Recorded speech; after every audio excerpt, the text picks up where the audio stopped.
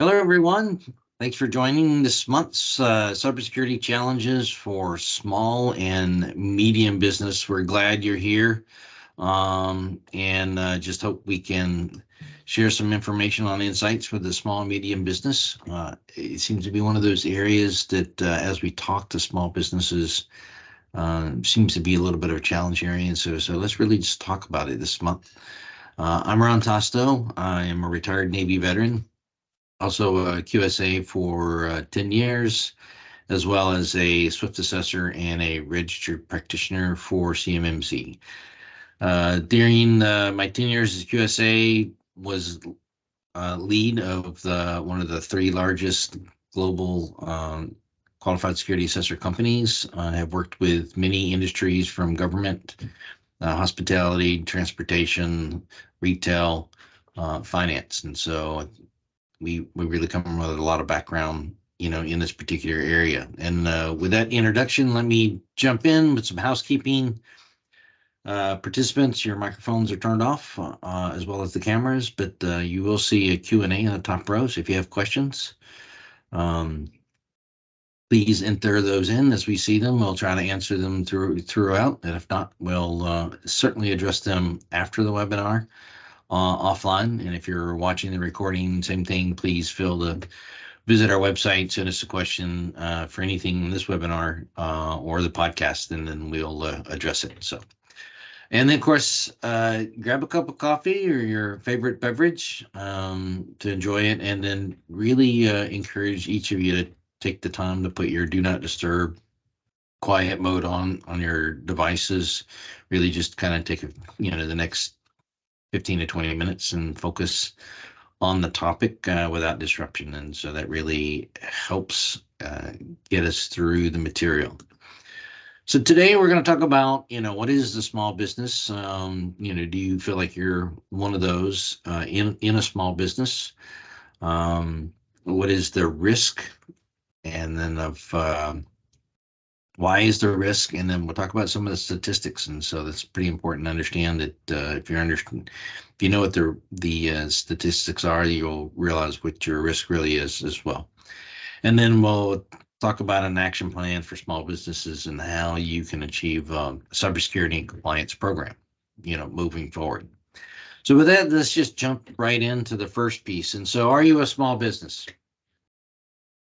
Of course, there's the official U.S. government definition of what is a small and medium business.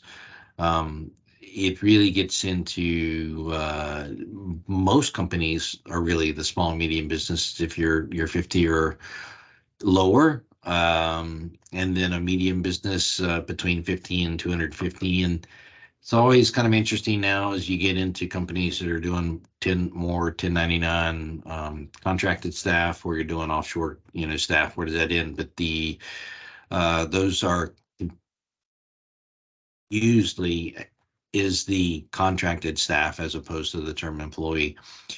If you're going to work within a small business, if you want to work with government, both state and federal, local businesses, if they're doing a set aside for small business, then this is really the criteria you have to meet. And then if you are one of those that are pushing the 100 million, then it's pretty reasonable. You're not going to put yourself in the SMB category. Some of the issues that we talk about, at the end, far as the challenges for SMB, don't apply. It doesn't mean that you won't have a challenge with balancing your budget, but it also just means that you're not within that SMB category. And so if you're here and you're listening and this is, where you're at from your company, then you're definitely in an SMB, and we just want to address that. So is your business at risk? And I love this picture, right? And so not really sure if the little guy on the right knows where he's at, but it's it is a great symbol for is how a lot of us think as small businesses, right? It's hey, we're the small, we're the small one in the big pond. Bad actors, cyber attacks aren't really an issue for us. And that's and actually the opposite of what we really have seen what's going on. Part of it is you think about the methodology for any bad actors, regardless if there's state supported, typically out of China, Korea, North Korea, or Russia. Um, the attacks are really not by people anymore. They are done by bots. And so bots are just going through and they're systematically going through IP address number one and to the last one until they find something that's really open, has some vulnerability to it, and then they really start going down that path. And at the time that they start, they may not even, and most likely don't know who your organization, what is the name of your organization, how big you are, or what's the piece. It's really the bot is working in an automated fashion to find the weaknesses and get in. And so, is your business at risk? Absolutely. We know that. It's important to realize that if you're attached to the internet, and if you're not, you're probably not in business and probably not in the webinar. And so you really have to remember that. And so why are small businesses at risk? And so you'll see that I've stopped and underlined finances. We have known for a long, long time what is the motivation between breaches. We back when computers started getting connected online, and there would be some, what we would think is young kid trying to break in, and they would do some kind of malicious activity, right? They would change the logos, change the messaging, do something around. We see a lot less of that. In fact, we see almost none of that anymore. It's really the whole point of a data breach is around money. And if you think about that, right, you know, we've all heard the term ransomware. What is ransomware? Ransomware is only about the money.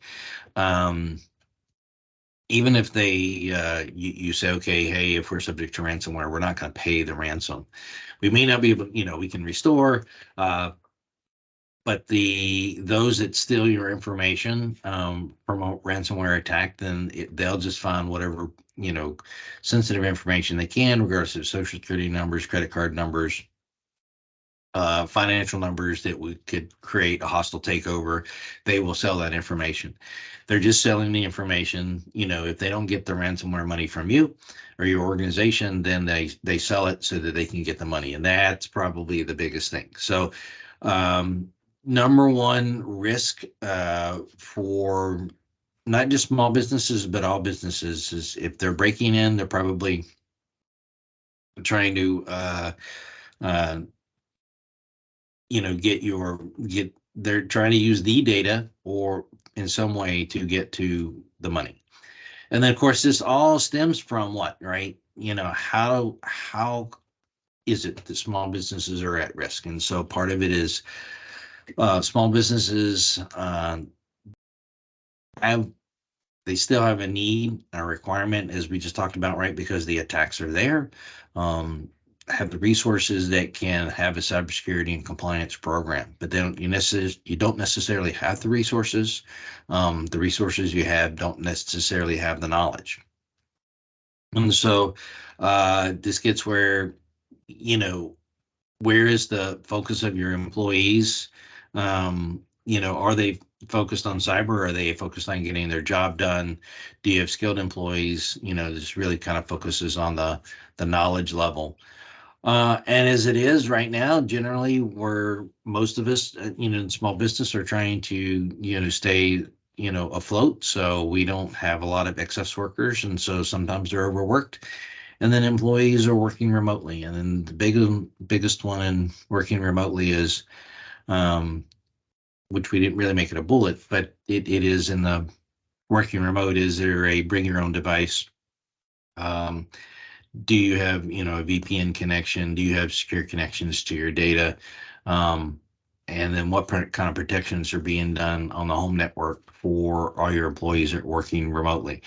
And this has become a big deal starting in 2020 with the pandemic. And as organizations continue to work on, work remotely, it is one of those that has to be raised in making sure that your data is secure and moving forward.